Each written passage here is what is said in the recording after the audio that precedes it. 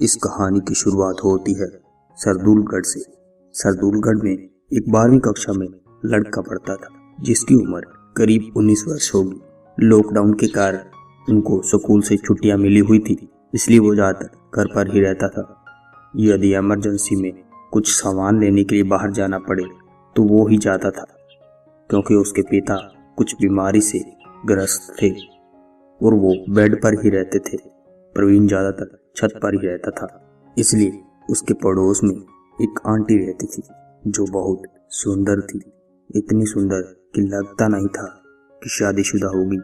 उसके पति किसी दूसरे शहर में पढ़ाते थे और वो इनको यहीं पर छोड़कर गए थे और वो वहाँ पर लॉकडाउन में फंस गए थे। प्रवीण जब भी सामान लेने के लिए जाता था तो वो आंटी अपने घर का सामान भी प्रवीण से मंगवा लेती थी। एक दिन उस आंटी ने बुलाकर प्रवीण से कहा कि तुम घर की सब्जी ले आना, वो घर पर आ जाना। जब प्रवीण सब्जी लेकर घर पर पहुंचा तो आंटी ने जूस बनाकर रखा था। तो आते ही आंटी ने कहा, बैठो।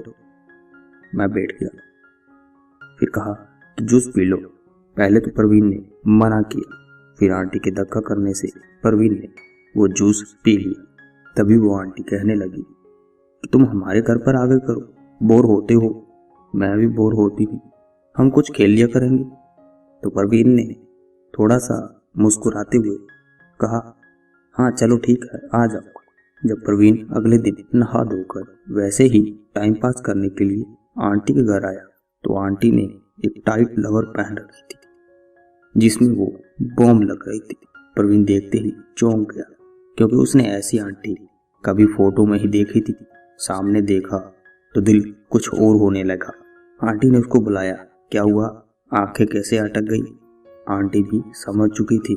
आंटी का भी मन था कि इसके साथ कुछ किया जाए, क्योंकि आंटी के पति कहीं बाहर लॉकडाउन में फंसे हुए थे और आंटी का मन ही नहीं लग रहा था। आंटी ने कहा कि क्या खेलें, तो प्रवीण कहने लगा, आप बताओ, जो कहोगे खेल लेंगे।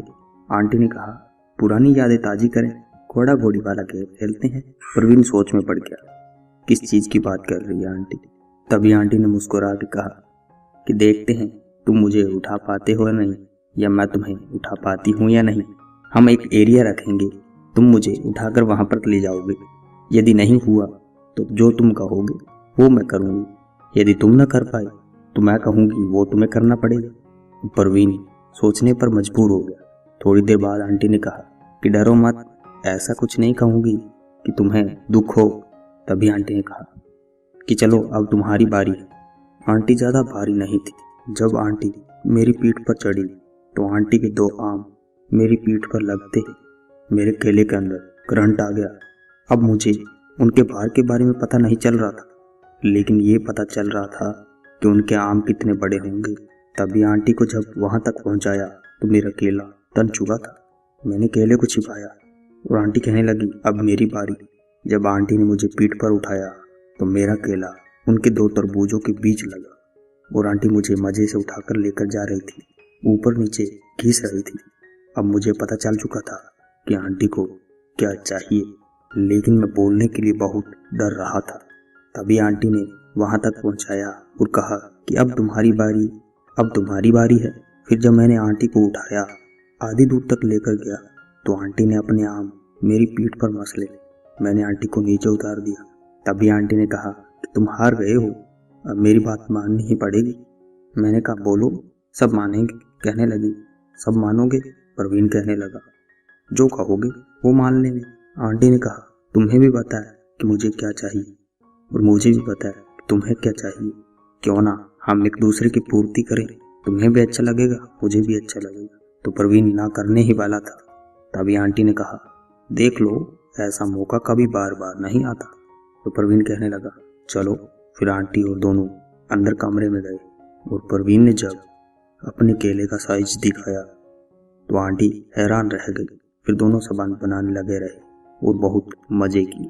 कैसी लगी कहानी कमेंट करके बताना और अपने दोस्तों के साथ शेयर जरूर करना। धन्यवाद दोस्तों।